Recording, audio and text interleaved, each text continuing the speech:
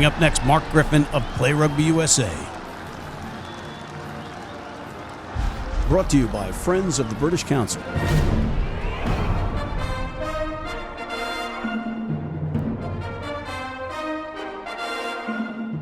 Hey everybody, welcome back to Rugby Wrap-Up. Matt McCarthy at the Fantasy Sports Network, Studio 34 in New York City. And we have a new Friends of the British Council Community Corner segment with Mr. Mark Griffin of Play Rugby USA on our AFYA Sports Training Group Monitor. Mark, can you hear me? I can. You're on Randall's Island, rugby's real home. I am.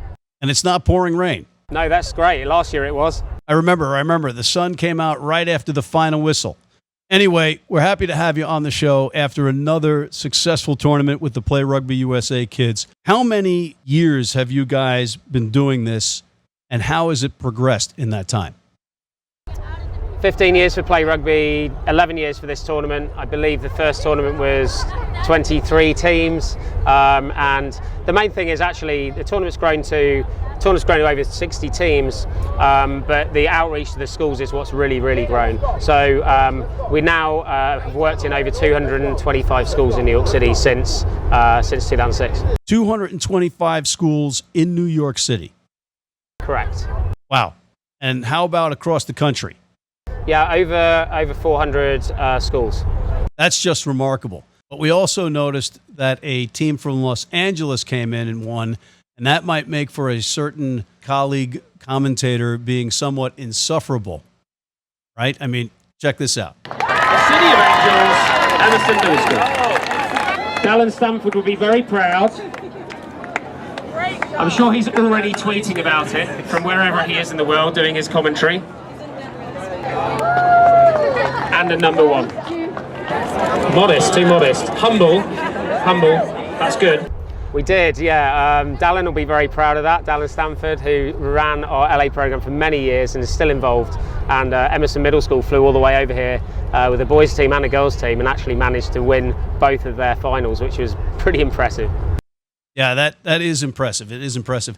And we kid Dallin, but we love him because there's nobody that's worked his keister off harder in all facets of rugby than he has, including coaching and now with Friends of the British Council.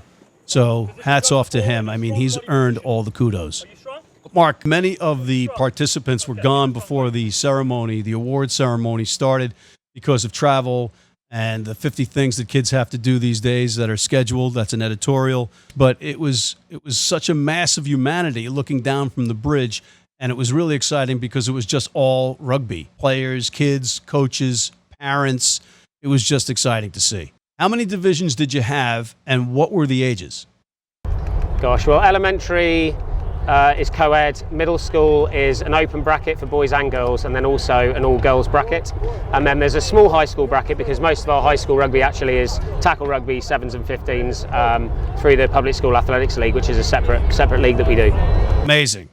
And the kids are getting confident and creative on the stages, too. Check this out. Very composed photo there, guys.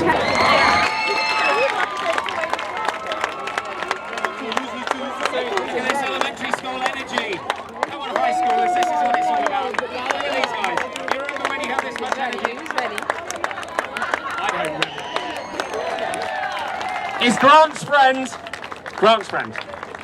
We are reaching for the goal.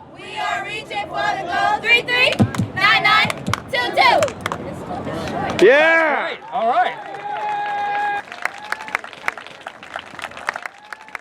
Mark, you have changed the lives of so many kids and shaped the lives of so many kids. What are your top 3 stories in that regard? Look, we've got three players right now that one, Issa, who came from Brownsville in Brooklyn, played in this tournament in 2009, kind of got spotted in it, some of our supporters essentially helped him go to Xavier High School, then he went to Dartmouth, and now he's working for IBM in Boston. Transformational for him, and he fully applied all his potential to make that a reality. We got Giovanna up at West Point, same sort of thing, flag rugby through this same exact program, through this tournament, through our academy. Has played for the high school All-Americans, is in the under-20 squad. And we got Ryan down at Life University, just won a national championship with them, and same thing, except Ryan didn't come from flag rugby, he came straight from flag football actually into tackle rugby in our academy program. And we've just got too many, like so many stories like that. And I think the main thing is that 87% of the kids in the program exhibit the skills that are shown that young people need to thrive in life, and that's super exciting because it means there's going to be so many more stories like that in the future as well. You built this thing from scratch. It was basically an idea in your head, and you sacrificed the opportunity to make a ton of money on Wall Street, make Steve Lewis millions, for instance, but you have instead impacted lives. How many kids do you think that you've introduced to rugby? It's over 20,000. Yeah, definitely over 20,000, because we're over 5,000 a year now. Our last year actually was 5,500 kids that played in the program. It does fluctuate a little bit every year, but over 20,000 young people have been introduced to rugby, and most of them will have played at least a full season of rugby, and a number of them of course have played many seasons and many years, and now nearly all of them off playing in college. And you're an MBE, yes? I am, yes. You're an MBE, but there's no doubt that you'll be knighted for sainthood when you enter the pearly gates. Well, let's hope so, because yeah, that would be nice. Thank you, Mark Griffin. You are a stellar human being. And Daniel Craig's better-looking stunt double. We appreciate your time, and thank you profusely. Thank you. That was Mark Griffin, ladies and gentlemen, on our AFYA Sports Training Group Monitor in this Friends of the British Council Community Corner segment. I'm Matt McCarthy on behalf of Mr. Griffin and Play Rugby USA for Rugby Wrap-Up here at the Fantasy Sports Network, Studio 34 in New York City, signing off.